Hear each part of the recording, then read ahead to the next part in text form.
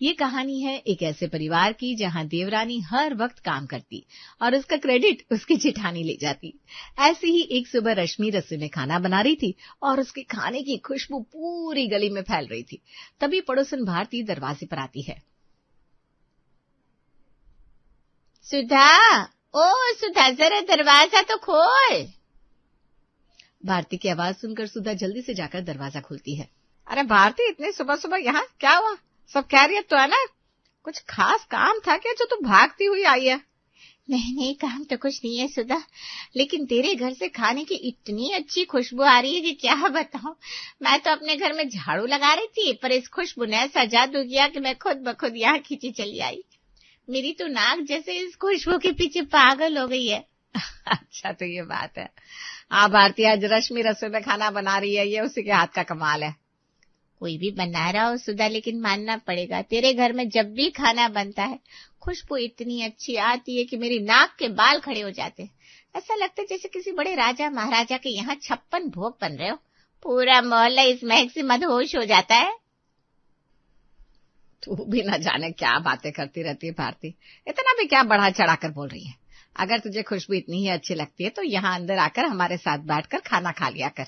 यह भी तो तेरा अपना ही घर है।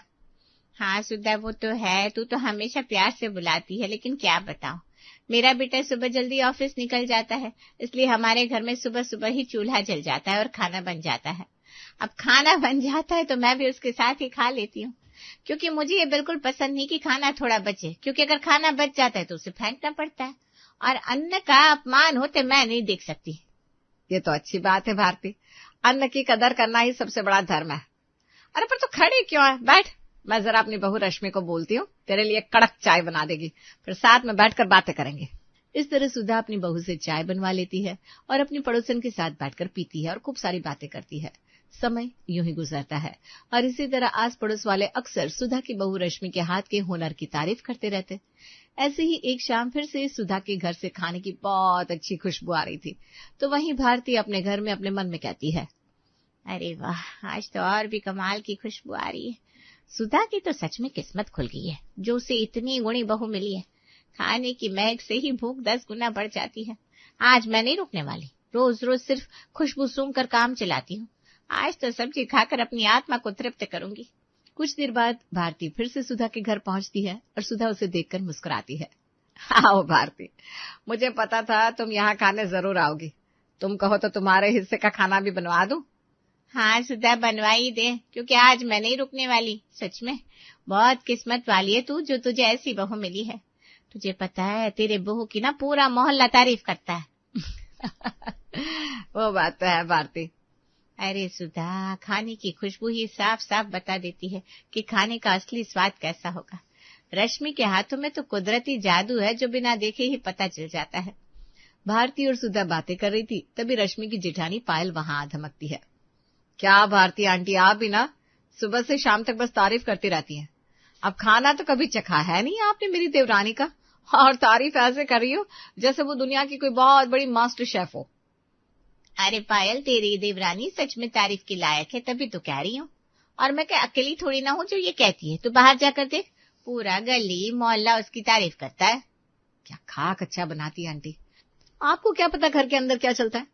बताओ, कभी नमक इतना ज्यादा हो जाता है खाया ही नहीं जाता, कभी मीठा डालना ही भूल जाती है, और मसाले का तो हिसाब किताब ही नहीं है। सबसे बड़ी बात यह है कि वो लहसुन प्याज खाती नहीं तो डालती नहीं। अब आप ही बताओ आंटी, बिना लहसुन प्याज के भी कभी खाना अच्छा लग सकता है? ये तो नामुमकिन है। जरूरी नहीं कि खुशबू अच्छी हो तो खाना भी स्वाद बनेगा। ये क्या कह रही है बहू? खाने की खुशबू तो इतनी अच्छी आती है कि भूख लग जाए। वही तो समझा रही हूँ ना आंटी जी, खुशबू अच्छी होने का मतलब स्वाद अच्छा होना नहीं है। खुशबू भले ही अच्छी आती हो, पर खाना खाओ तो वो बिल्कुल बेस्वाद और फीका होता है। और ऐसा खाना तो अस्पताल में उन मरीजों को भी नहीं दिया जाता जिनकी हालत खराब हो। हम तो घर के लोग हैं, इसलिए मजबूरी में बिना कुछ बोले खा लेते हैं, पर असलियत तो भाई यही है। बाबू, ये कैसी बातें कर रही है तू? माँ जी, आप तो भी रहने ही दीजिए, मुझे बोलने दीजिए। अरे आप भी तो जानती हो कि मेरी देवरानी का खाना कितना बेस्वाद होता है और उसमें कोई स्वाद नहीं होता। हम लोग तो घर की शांति के लिए कभी कुछ कहते नहीं, पर बाहर वालों को तो हम अंधेरे में नहीं रख सकते ना, उन्हें तो सच बताना ही पड़ेगा। पायल अपने देवरानी के खाने की बहुत बुराई करती है, तो वही रश्मि रसोई के पास खड़ी होकर ये सब सुन लेती है, लेकिन उसका स्वभाव शांत होता है, इसलिए वो कुछ बोलती नहीं। भारती भी ये सब सुनकर हैरान रह जाती है और वहां से चली जाती है। अब गली मोहल्ले में भी यही बात फैल जाती है कि रश्मि का खाना सिर्फ महकता है, स्वाद में बेकार है। कुछ दिनों बाद रश्मि बहुत ही स्वादिष्ट और खुशबूदार दम आलू बनाती है। तभी वहां रश्मि की जेठानी पायल आ जाती है और रश्मि से कहती है, क्या बात है रश्मि, आज तो कुछ अलग ही खुशबू आ रही है। क्या बना रही हो? खुशबू से तो कुछ अलग लग रहा है। हाँ दीदी, आज मैंने सबके लिए स्पेशल दम आलू बनाया है, लेकिन मुझे बर्तन देखकर लग रहा है शायद ये कम पड़ जाएगा, क्योंकि आलू थोड़े कम थे ना। अच्छा, तो आज इसने दम आलू बना दिया। इसकी खुशबू तो बहुत तेज है। अगर सब लोग ये खा लेंगे तो फिर से इसकी ही तारीफ करने लगेंगे। मुझे कुछ करना होगा। दीदी क्या हुआ, कहाँ खो गई आप? अरे नहीं, मैं बस ये देख रही थी कि ये दम आलू सच में काफी है। एक काम कर रश्मि, तूने लगभग सारा काम तो कर दिया है, सुबह से खड़ी भी है, तू थक गई होगी। तू जा और जाकर अपने कमरे में थोड़ा आराम कर ले, बाकी का काम मैं देख लूंगी। अरे नहीं नहीं दीदी, इसकी कोई जरूरत नहीं, इतना सारा काम तो मैंने कर ही लिया है। बस एक और सब्जी बनानी है, वो भी बनाकर आराम कर लूंगी। अरे मैंने कहा ना तू जा, आखिर कितना काम करेगी? थकती नहीं हो क्या तुम? हटो यहाँ से, मैं दूसरी सब्जी बना लूंगी, जाओ तुम। पायल रश्मि को बाहर भेज देती है और उसका बनाया हुआ दम आलू चखती है। उसे स्वाद तो अच्छा लगता है, पर वो जलन के मारे उसे किनारे कर देती है और फिर खुद मसालेदार लहसुन प्याज वाली चटपटी मटर मशरूम की सब्जी बनाकर सबको परोसने लगती है। माँ जी, ये लीजिए खाना खाइए, आज मैंने स्पेशल मटर मशरूम बनाया है और ये थोड़े से दम आलू रश्मि ने बनाया है। अरे वाह पायल, ये मटर मशरूम तो बहुत स्वादिष्ट बनी है। सच कहूँ तो इसके आगे ये दम आलू एकदम फीका लग रहा है। तू तो मुझे बस वो मटर मशरूम दे दे, ये आलू रहने दे। इसी तरह घर के सब लोग पायल के बनाए खाने की तारीफ करते हैं और पायल चालाकी से रश्मि के खाने की बुराई करवाकर सारा क्रेडिट खुद ले लेती है। अब ये हर बार हो गया था। रश्मि कुछ भी अच्छा बनाती, पायल उसमें कोई ना कोई कमी निकाल देती। एक रविवार पायल अपने देवर दीपक के पास जाती है और, देवर जी देखिए, आज संडे है, छुट्टी का दिन है, पर फिर भी आपको वही मरीजों वाला फीका खाना खाना पड़ेगा। क्या मतलब भाभी, मैं समझा नहीं। मतलब ये देवर जी कि आज आपकी पत्नी की बारी है खाना बनाने की। देख लो, आप अपनी पत्नी के हाथों का खाना खाओगे या फिर मेरे हाथ का चटपटा खाना, क्योंकि वो तो बिना मसाले और लहसुन प्याज वाला खाना बनाती है, जो शायद मरीजों को दिया जाता है। अरे भाभी, रश्मि को रहने दो, एक काम करो, आज आप ही कुछ बढ़िया और चटपटा खाना बना दो। आप तो जानती हो कि रश्मि बिना लहसुन प्याज का खाना बनाती है और मसाले भी इतने कम डालती है कि खाने में मजा ही नहीं आता। आपका हाथ तो मसालों में माहिर है, आज आप ही कुछ बना दो। अरे देवर जी, पहले तो आप रश्मि के खाने की तारीफ करते नहीं थकते थे। अरे भाभी, मैं तो बस उसका मन रखने के लिए कह देता था। खाना तो वो पहले भी फीका ही बनाती थी। आप उससे घर के बाकी काम करवा लिया करो ना, झाड़ू पोछा और भी तो बहुत काम होते हैं, पर खाना यार आप ही बनाओ भाभी। चलो ठीक है देवर जी, आप इतना कह रहे हो तो मैं मना नहीं कर पाऊंगी। पायल मन ही मन खुश होती है और तुरंत रसोई में रश्मि के पास जाती है। रश्मि देखो, तुम्हारे हाथ का खाना घर में अब किसी को पसंद ही नहीं आता। अब देवर जी ने मुझसे खुद कहा कि आज खाना मैं ही बनाऊं, तो अब तुम एक काम करो, तुम बस रोटी चावल रायता और सलाद की तैयारी कर लेना, दाल भी उबाल कर रख देना और सारी सब्जियां काट देना। दाल का तड़का और सब्जी बनाने का काम मैं कर लूंगी। पायल इतना बोलकर वहां से चली जाती है, पर फिर भी रश्मि कुछ नहीं बोलती और सारा काम कर देती है। आखिर में बस सब्जी का तड़का लगाकर सारा क्रेडिट पायल को मिल जाता है। समय यूं ही गुजरता है और एक दिन दीपक अपने हाथों से मिठाई लेकर आता है और सभी को खुशी से कहता है, माँ मेरा प्रमोशन हो गया है। अब सबको तो पता ही है, मैं इस प्रमोशन का कितने सालों से इंतजार कर रहा था। मेरी मेहनत रंग लाई है, इसलिए मैं सोच रहा हूँ कि घर पर एक छोटी सी पार्टी रख लेते हैं। अरे ये तो बहुत अच्छी बात है बेटा, ऐसे खुशियों के मौके को तो धूमधाम से मनाना चाहिए। भगवान तुझे और तरक्की दे। माँ, मैंने सोचा है मेरे ऑफिस के कुछ दोस्त भी आएंगे, रिश्तेदारों और गली मोहल्ले के पड़ोसियों को भी बुला लेते हैं। लोग काफी ज्यादा हो जाएंगे, इसलिए मैं सोच रहा हूँ शहर के किसी नामी हलवाई को बुला लेते हैं ताकि खाना एकदम टॉप क्लास बने। ठीक है बेटा, जैसा तू कहे, हलवाई को ही बुला ले ताकि औरतों को भी थोड़ी राहत मिले। इस तरह 2 दिन बाद दीपक के प्रमोशन की पार्टी की पूरी तैयारी हो जाती है, लेकिन लास्ट मौके पर हलवाई का फोन आता है और वो आने से मना कर देता है। माँ, ये तो बहुत बड़ी मुसीबत हो गई, हलवाई ने आने से मना कर दिया। उसे कहीं बाहर से कोई बहुत बड़ा सरकारी ऑर्डर मिल गया है और उसने हमारा काम कैंसिल कर दिया। दीपक की ऐसी बातें सुनकर सुधा अपने सर पर हाथ रख लेती है। वहीं ये सब सुनकर रश्मि भी परेशान होकर कहती है, मेहमान तो बस अब आने ही वाले हैं, गाड़ियां रुकने लगी है बाहर और हमारे यहाँ तो अभी खाने की तैयारी भी शुरू नहीं हुई। इतने लोगों के सामने अगर खाना नहीं पहुंचा तो हमारी बहुत बेइज्जती हो जाएगी। हाय भगवान, अब तो लोगों को 4 बातें बनाने का मौका मिल जाएगा कि पार्टी तो बड़े शौक से रख ली, लेकिन खाने का इंतजाम तक नहीं कर पाए। ये सब हमारे साथ ही क्यों होना था? तेरी नाक कट जाएगी तेरे दोस्तों के सामने। हाँ माँ, सब कहेंगे दीपक सिर्फ बड़ी बातें करता है, लेकिन असल में कुछ करता नहीं। अब हम क्या करें, कोई तो रास्ता निकालो। दीपक की ये बात सुनकर सुधा की नजर अचानक पायल की तरफ पड़ती है और पायल से कहती है, अरे हम इतना क्यों सोच रहे हैं? पायल, तू तो इतना अच्छा खाना बनाती है, तेरे हाथ में तो कुदरती स्वाद है। एक काम कर, आज तू ही रसोई संभाल ले और खाना बना दे। हम सबको तेरे हाथ का खाना बहुत पसंद आता है, तो मुझे पक्का यकीन है मेहमानों को भी बहुत पसंद आएगा।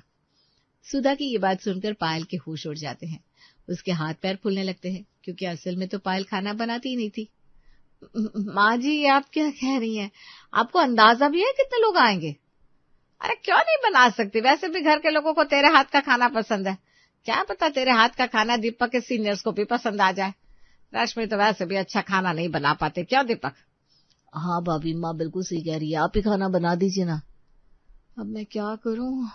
मैं तो बस रश्मि के बनाए खाने में ऊपर से तड़का मार देती थी और तारीफें बटोरती थी। मुझे तो इतने बड़े पतीलों में मसालों का हिसाब किताब भी नहीं पता। भाभी अब चुप किया, आप ही हमारी आखिरी उम्मीद हो, मेरी इज्जत बचा लो ना भाभी। हाँ बहू, चल जल्दी से कमर कस ले और रसोई में लग जा। माँ जी, ये कैसी बात कर रहे हो आप? मेरे बस की ना है इतने लोगों का खाना बनाना, इतने सारे मेहमान आएंगे। मैं तो घर के 4 लोगों के लिए एक सब्जी बनाती थी, उसमें भी मुझे 4 बार यूट्यूब पर वीडियो देखना पड़ता था। रश्मि से हर बार मसालों का हिसाब पूछना पड़ता था, और अब आप कह रही हो कि इतने सारे लोगों के लिए मैं अकेले खाना बनाऊं? नहीं, मुझसे नहीं होगा, मैं नहीं बना पाऊंगी। माँ जी, आप फिक्र मत कीजिए, मैं हूं ना, मैं आज सब लोगों का दिल जीत लूंगी, ये मेरा वादा है। लेकिन मैं खाना तभी बनाना शुरू करूंगी जब आप लोग खुद मुझसे कहेंगे, क्योंकि आप लोगों को तो वैसे भी मेरे हाथ का खाना अच्छा नहीं लगता, तो मैं जबरदस्ती नहीं करना चाहती। रश्मि बहू बिल्कुल सही कह रही है दीपक। रश्मि जा बेटा, तू जाकर तुरंत खाने की तैयारी कर। दीपक, फालतू की चिंता छोड़ और रश्मि पर भरोसा रख। हमारे पास अब और कोई रास्ता नहीं है। ठीक है माँ। रश्मि, जब तुम हमारे लिए इतना बड़ा रिस्क ले रही हो तो हम तुम पर भरोसा कर सकते हैं। तुम जाओ और जो बनाना है बनाओ, बस लाज रख लेना। रश्मि अब पूरी फुर्ती के साथ रसोई में जुट जाती है। वो बिना लहसुन प्याज के बहुत ही बढ़िया और शुद्ध कुदरती मसालों से तरह तरह की सब्जियां, दाल, चावल और पकवान तैयार करती है। कुछ ही देर में रसोई से ऐसी खुशबू बाहर आती है कि बाहर खड़े मेहमानों की भूख पड़ जाती है। रश्मि समय पर खाना टेबल पर लगा देती है। जहां रश्मि के चेहरे पर एक शांत मुस्कान थी, तो वहीं दीपक के चेहरे पर चिंता साफ दिखाई दे रही थी। तभी सुधा कहती है, दीपक बेटा, तू अब फालतू की टेंशन मत ले। देख, खुशबू कितनी अच्छी आ रही है। बहू ने अच्छा ही खाना बनाया होगा। हाँ माँ, खुशबू तो बहुत अच्छी है, बस अब मेहमानों को भी इसका स्वाद अच्छा लग जाए तो बात बन जाए। जहां दीपक और सुधा एक दूसरे से बात कर रहे थे, वहीं अब सब मेहमान धीरे धीरे खाना खाना शुरू करते हैं, और जैसे ही पहला निवाला सबके मुंह में जाता है तो हर कोई खाने की तारीफ करने लगता है। अरे सुधा, जरा इस हलवाई का नंबर दे देना मुझे। अगले महीने मेरे पोते का नामकरण है, तो मैं भी उसी से सारा खाना बनवाऊंगी। सच कहूं तो ऐसा लाजवाब खाना मैंने आज तक किसी शादी पार्टी में नहीं खाया। बहुत ही स्वाद खाना है। सच में बहन जी, बहुत ही बढ़िया खाना बनाया। मैं तो अब तक 2 बार प्लेट भर के खाना ले चुका हूँ, पेट पूरी तरह भर गया है, लेकिन मन है कि भर नहीं रहा। मन कर रहा है खाता रहूं। वो खाना कम तो नहीं पड़ेगा ना? नहीं भाई साहब, आप जी भर के खाइए, खाने की कोई कमी नहीं होगी। और भारती, ये खाना किसी शहर के बड़े हलवाई ने नहीं बनाया, बल्कि ये मेरी छोटी बहू रश्मि के हाथ का जादू है। क्या कह रही है सुधा? इतना सारा खाना, वो भी इतने गजब के स्वाद के साथ रश्मि बहू ने बनाया है? मैं तो दंग रह गई। हाँ भारती, तूने बिल्कुल सही सुना। रोज तो तुम लोगों को सिर्फ इसकी खुशबू से ही काम चलाना पड़ता था। आज खाकर बताओ कि असली स्वाद कैसा लगा। लेकिन सुधा, उस दिन तो तेरी बड़ी बहू कह रही थी कि रश्मि बहू के हाथ में बिल्कुल स्वाद नहीं, उससे कुछ आता जाता नहीं, और वो सिर्फ मरीजों वाला फीका खाना बनाती है। अरे वो सब तो कहने की बात है भारती, मेरी बड़ी बहू ने तो यूं ही कह दिया होगा, पर सच बात तो यह है कि मेरी छोटी बहू खाना बहुत ही लाजवाब बनाती है। और भारती आंटी, आपकी जानकारी के लिए बता दूं, मेरी वही बिना लहसुन प्याज वाली कुदरती थाली है जिसे सब लोग मरीजों का खाना कहते थे। सच में रश्मि, बिना मसालों के और बिना लहसुन प्याज के भी ये तेरी कुदरती थाली बहुत ज्यादा स्वादिष्ट है। हाँ भारती, आज तो मेरी छोटी बहू रश्मि ने हम सबकी नाक और परिवार की इज्जत दोनों ही मिट्टी में मिलने से बचा ली। सच में रश्मि, तुमने आज बहुत ही अच्छा खाना बनाया है। मैंने अब तक जितनी भी तुम्हारी बुराई की थी और तुम्हारे बनाए खाने को खराब कहा था, उसका तुमने आज बहुत ही मीठा और स्वादिष्ट जवाब दिया है। मुझे अपनी गलती का पूरा एहसास हो गया है, मुझे माफ कर दो। इस तरह पायल को अपनी गलती का एहसास होता है और रश्मि अपनी मेहनत से अपने घर की इज्जत बचा लेती है। और तो और अब पार्टी में आया हर एक मेहमान रश्मि की तारीफों के फूल बांधता है और उसके हाथ के खाने का दीवाना हो जाता है। मम्मी, हम लोग मूवी देखने जा रहे हैं, लंच बाहर ही करेंगे, बाय। हाँ बेटा, आराम से जाना और ज्यादा रात मत करना। जी मम्मी जी, ठीक है। चलिए, रोहन नहीं तो मूवी शुरू हो जाएगी। रोहन और अंजलि चले गए। उनके जाने के बाद आयुष का सब्र टूट गया। देख रही हो मम्मी, छोटा भाई बीवी के साथ मूवी जा रहा है और मैं यहाँ सोफे पर बैठकर मक्खियां मार रहा हूँ। मम्मी प्लीज मेरी शादी करवा दो यार, अब क्या मैं जिंदगी भर कुंवारा ही बैठा रहूंगा। अरे बेटा, करवा तो दूं, पर लड़की भी तो मिलनी चाहिए। कह रखा है मैंने, पंडित जी ढूंढ रहे हैं ना। पंडित जी को छोड़ो, आप ढूंढो। ये आपका फर्ज है मम्मी कि आप अपने बच्चे की जिंदगी सेट करें। 31 साल का हो गया हूँ मैं, मेरे दोस्तों के बच्चे स्कूल जाने लगे हैं और मैं अभी तक सिंगल हूँ। भगवान के लिए मेरा परिवार बसा दो, मुझे भी घर आना है और देखना है कि कोई मेरा इंतजार कर रहा है।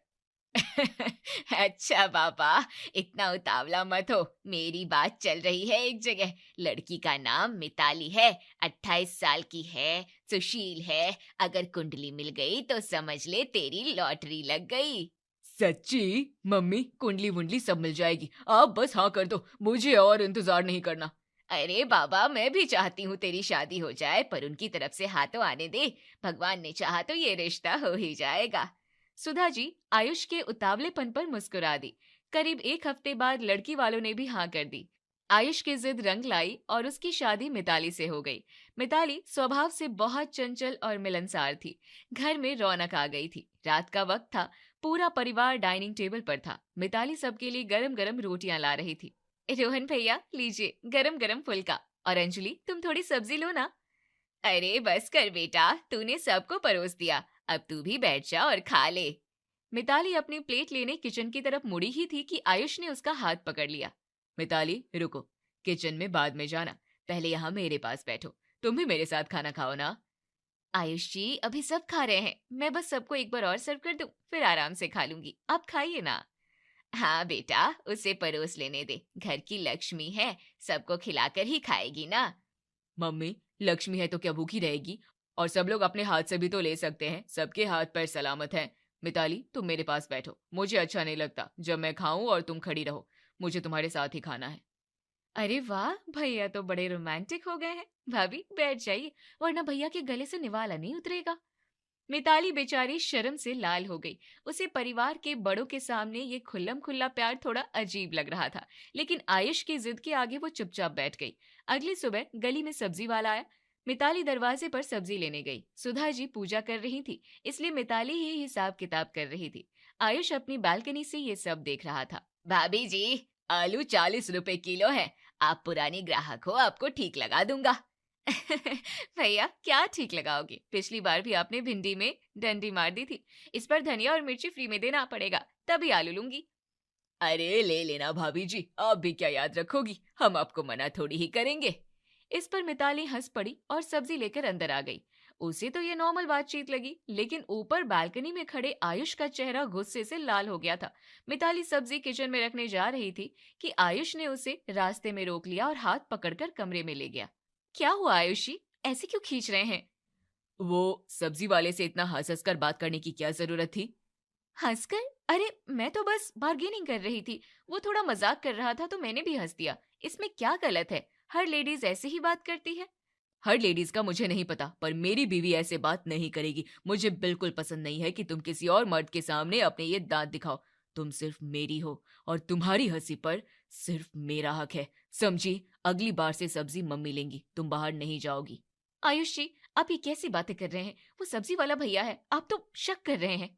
शक नहीं, इसे ख्याल रखना प्यार करना कहते हैं, क्योंकि मैं तुम्हें किसी और के साथ शेयर नहीं कर सकता, चाहे वो बातों में ही क्यों ना हो। मिताली की आंखों में आंसू आ गए। उसे पहली बार महसूस हुआ कि आयुष का ये प्यार प्यार नहीं बल्कि बेड़ियां हैं जो धीरे धीरे कस रही हैं। कुछ दिन बाद एक शाम पड़ोस वाले शर्मा जी घर आए। मिताली को देखकर उन्होंने कहा, नमस्ते भाभी जी, और बताइए घर में सब ठीक है? आपके मायके में सब कुशल मंगल? जी भैया सब ठीक है, आप चाय लीजिए ना। और आंटी जी कैसी हैं? सुना था उनकी तबीयत खराब थी। जी हाँ, सब अब पहले से बेहतर है। बस उसी सिलसिले में आंटी जी से मिलने आया था। उन्होंने कहा था कि वो एक अच्छे डॉक्टर को जानती हैं, बस उनका नंबर लेना था। आंटी जी हैं क्या घर पे? हाँ भैया है ना, वो अपने कमरे में है, आप वही मिल लीजिए उनसे। अच्छा भाभी जी। अब शर्मा जी सुधा जी से बात करके चले गए, पर आयुष जो सीढ़ियों पर खड़ा होकर मिताली और शर्मा जी की बातें सब सुन रहा था, उसका चेहरा तमतमा गया था। रात को जब सब खाना खा रहे थे, तभी रोहन ने बात छेड़ दी। भाभी, वो शर्मा जी क्या कह रहे थे शाम को? कुछ नहीं रोहन भैया, बस मम्मी जी से कुछ काम था, उनको इसलिए आए थे। बहुत ही सुलझे हुए इंसान है, कितने रिस्पेक्ट से बात करते हैं। हाँ भाभी वो तो है, पड़ोसी तो हमें शरीफ मिले हैं। हाँ, मैं तो उनके घर भी गई हूँ, आंटी जी भी बहुत अच्छी हैं। हाँ, मैं भी सोच रही थी कि एक बार उनके घर जाकर आंटी जी की तबीयत पूछ आऊंगी। इतना सुनना ही था कि आयुष बोल पड़ा। हाँ, वो तो सुलझे हुए हैं ही, सारी अच्छाई तो दुनिया वालों में है, तुम्हारे पति में तो कांटे लगे हैं ना। अरे आयुष, क्या हो गया तुझे? खाना खाते वक्त क्यों चिल्ला रहा है? मिताली ने गलत क्या कहा? मम्मी, आप नहीं देख रही हैं, मुझसे बात करने को कहो तो बहाने बनाती है। अभी काम है, अभी रोटियां बनानी है, और वो पड़ोसी आया तो कैसे खिलखिला कर बातें हो रही थी। अभी रोहन से भी इतनी बातें की है, बस मैं ही इसे खाने दौड़ता हूँ जैसे। अरे मुझसे बात करो, मेरे साथ हंसो। मिताली, तुम्हें शर्म नहीं आती? एक गैर मर्द से इतनी बात करते हुए हंस हंस कर हाल चाल पूछ रही थी। मुझसे तो कभी ऐसे नहीं पूछा। आयुष जी, आप ये क्या कह रहे हैं सबके सामने? वो भैया जैसे हैं पड़ोसी, उन्होंने इज्जत से पूछा तो मैंने इज्जत से जवाब दिया। इसमें गलत क्या है? गलत ये है कि तुम मेरी हो, मुझे पसंद नहीं कि तुम किसी और को अपनी वो स्पेशल स्माइल दो। मेरा पेट भर गया, तुम जाकर शर्मा जी को ही खाना खिलाओ। ऐसा कहकर आयुष पैर पटकते हुए अपने कमरे में चला गया। घर के सभी लोग आयुष के इस बर्ताव पर शर्मिंदा थे। मिताली भी रोते हुए अपने कमरे में आ गई। उसने सोचा था कि शादी के बाद उसे एक दोस्त मिलेगा, पर यहाँ तो उसे एक जेलर मिल गया था। मिताली, रो रही हो? और क्या करूं? आपने सबके सामने मेरी इज्जत उतार दी। क्या अब मैं किसी से बात भी नहीं कर सकती? क्या मैं कोई कैदी हूँ? आयुष जी, आपको ये बात क्यों नहीं समझ आती कि किसी से बात करने से आपको आपकी वैल्यू मेरे लिए कम नहीं हो जाती है? अरे बाबा, तुम समझती नहीं हो। मैं गुस्सा नहीं था, मैं बस डर गया था। मुझे लगता है कहीं तुम दूसरों से बात करोगी, दूसरों की बातों में आकर मुझसे दूर ना हो जाओ। मैं तुमसे इतना प्यार करता हूं ना मिताली, कि मुझसे बर्दाश्त नहीं होता कि तुम्हारी नजरें किसी और पर जाएं। अच्छा, मैं आगे से नहीं चिल्लाऊंगा, बस तुम भी ध्यान रखा करो, सिर्फ मुझसे बात किया करो। आयुष जी, प्यार का मतलब शक करना नहीं होता, भरोसा रखिए मुझ पर। भरोसा है बाबा, पर दिल तो पागल है ना। चलो अब स्माइल करो। मिताली ने फीकी मुस्कान दी। आयुष को लगा सब ठीक हो गया, लेकिन मिताली के मन में एक डर बैठ गया था। सुबह मिताली जल्दी उठ गई। आज उसके भतीजे का पहला बर्थडे था, उसे मायके जाना था। उसने सुधा के पास जाकर पूछा, मम्मी जी, आज मेरे भतीजे का जन्मदिन है। मैंने आपको बताया था ना, शाम को पूजा और पार्टी है, तो मैं आज शाम मायके चली जाऊं? हाँ हाँ बेटा, बिल्कुल जा, पहला बर्थडे है, बुआ का होना तो जरूरी है। शगुन का लिफाफा जरूर देना मेरी तरफ से, खुश होकर जा। थैंक यू मम्मी जी, मैं जाकर रेडी हो जाती हूँ। मिताली खुश होकर तैयार होने के लिए कमरे में गई। आयुष नहाकर बाथरूम से निकला। मिताली को तैयार होता देख उसका चेहरा उतर गया। अरे, तुम तैयार हो रही हो? कहाँ जा रही हो? आयुष जी, आज बंटी का बर्थडे है ना, मायके जा रही हूँ। आपसे बताया तो था, मम्मी जी से पूछ भी लिया है मैंने। प्लीज आप मुझे ड्रॉप कर देंगे?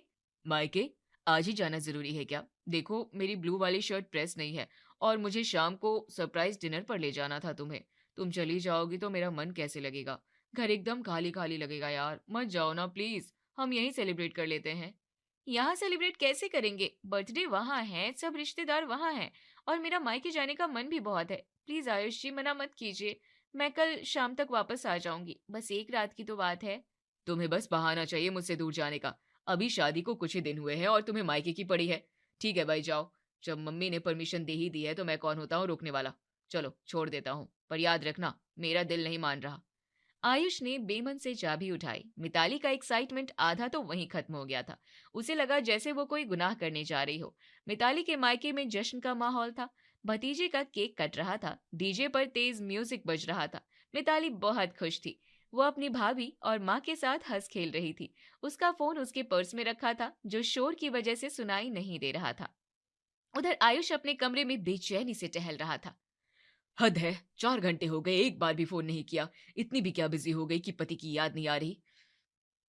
उठा क्यों नहीं रही है? आयुष लगातार कॉल करता रहा। 1, 5, 10 मिस्ड कॉल। उधर केक कटने के बाद मिताली ने पानी पीने के लिए अपना पर्स खोला। स्क्रीन देखते ही उसके होश उड़ गए। आयुष के 15 मिस्ड कॉल्स थे। उसका गला सूख गया। उसने डरते हुए कॉल बैक किया। हेलो आयुष जी, सॉरी, वो शोर बहुत था। शोर था या मुझे इग्नोर कर रही थी? मजा आ रहा है वहां? आजादी मिल गई ना मुझसे? मैं यहाँ भूखा बैठा हूँ, मेरा मन नहीं लग रहा और तुम वहां दावत उड़ा रही हो। अरे नहीं आयुष जी, मैंने नहीं सुना। और आप खाना खा लेते ना, मैंने कहा तो था। मैं बस अभी केक कटवा रही थी। हाँ हाँ, केक काटो, डांस करो, पति जाए भाड़ में। तुम्हें तो मौका चाहिए मुझसे दूर भागने का। अब फोन रखो, मेरा मूड खराब कर दिया तुमने। और कल सुबह पहली बस पकड़कर आ जाना, मुझे तुम्हारे बिना नहीं रहना। आयुष ने फोन काट दिया। मिताली की आंखों में आंसू आ गए। पीछे डीजे बज रहा था, लेकिन उसके लिए पार्टी खत्म हो चुकी थी। मिताली अगली सुबह ही वापस आ गई। उसका चेहरा उतरा हुआ था। वो अंदर आई तो आयुष सोफे पर अखबार पढ़ रहा था। मिताली ने हिम्मत करके बात की। आयुष जी, मैं आ गई। चाय लेकर आऊं आपके लिए? आ गई? या एहसान किया है आकर? मन तो नहीं होगा तुम्हारा, वहां तो रानियों जैसी खातिरदारी होती है, यहाँ मेरे पास तो जेल लगती है ना। आप फिर से शुरू हो गए। मैं सिर्फ एक रात के लिए गई थी और वहां भी मेरा ध्यान आप पर ही था। आपने इतना गुस्सा जो किया था। हाँ, दिख रहा था कितना ध्यान था। 15 कॉल नहीं उठाए। और सुनो, वहां जाकर तुम्हारी जुबान बहुत चलने लगी है। पहले तो चुप रहती थी, अब बहस कर रही हो। यही पट्टी पढ़ाकर भेजते हैं तुम्हारे घर वाले कि पति को उंगली पर नचाओ। बस कीजिए आयुष जी, मेरे घर वालों को बीच में मत लाइए। मैं आपसे प्यार करती हूँ इसलिए सुन लेती हूँ, पर आप तो हर बात का बतंगड़ बनाते हैं। आप चाहते ही नहीं कि मैं खुश रहूं। हाँ, मैं ही बुरा हूँ, तुम तो दूध की धूली हो। सच तो ये है मिताली कि तुम्हें ससुराल से ज्यादा मायका प्यारा है। ज्यादा तुम्हें मुझसे ज्यादा अपने भाई भाभी प्यारे हैं। अगर इतना ही प्यार है वहां तो वापस क्यों आई? वहीं रहती ना। मिताली ने अब कुछ नहीं कहा। वो रोते हुए अपने कमरे में भाग गई। ये सब सुधा जी किचन के दरवाजे से देख रही थी। उन्हें समझ आ गया कि पानी अब सिर से ऊपर जा चुका है। अगर आज उन्होंने दखल नहीं दिया तो ये रिश्ता टूट जाएगा। इस लड़के को अब इसकी ही भाषा में समझाना पड़ेगा, वरना ये अपने रिश्ते को खराब कर लेगा। अगले दिन दोपहर का समय था। आयुष अपने लैपटॉप पर कुछ काम कर रहा था। सुधा जी ने उसे अपने कमरे में बुलाया। आयुष, जरा इधर आ बेटा। हाँ, क्या हुआ मम्मी? सुधा जी ने बड़े प्यार से आयुष का हाथ पकड़ते हुए कहा, बेटा, तू मेरा बेटा है ना? तुझे पता है, मेरा तेरे बिना बिल्कुल मन नहीं लगता। जब तू ऑफिस जाता है तो मुझे घबराहट होती है, इसलिए मैंने सोचा कि अब मैं तुझे अपनी आंखों से ओझल नहीं होने दूंगी। मम्मी, अचानक आपको क्या हुआ? मैं यही तो हूँ। नहीं नहीं, बातों से नहीं चलेगा। सुधा जी ने अपनी साड़ी के पल्लू का एक कोना लिया और उसे आयुष की शर्ट के बटन में कसकर गांठ बांध दी। ये ले, अब तू मुझसे बंधा रहेगा। जहां मैं जाऊंगी तू भी वहीं जाएगा। किचन में, बाथरूम के बाहर, छत पर, हर जगह। मैं तुझे अपने से दूर नहीं छोड़ सकती।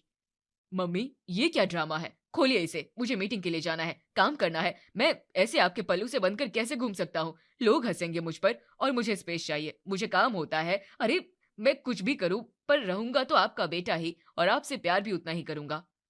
अरे, स्पेस का क्या करेगा? प्यार करती हूँ ना तुझसे, और प्यार में तो लोग साथ रहते हैं। अगर मैं तुझे छोड़ दूंगी तो तू किसी और से बात करने लगेगा या मुझे भूल जाएगा।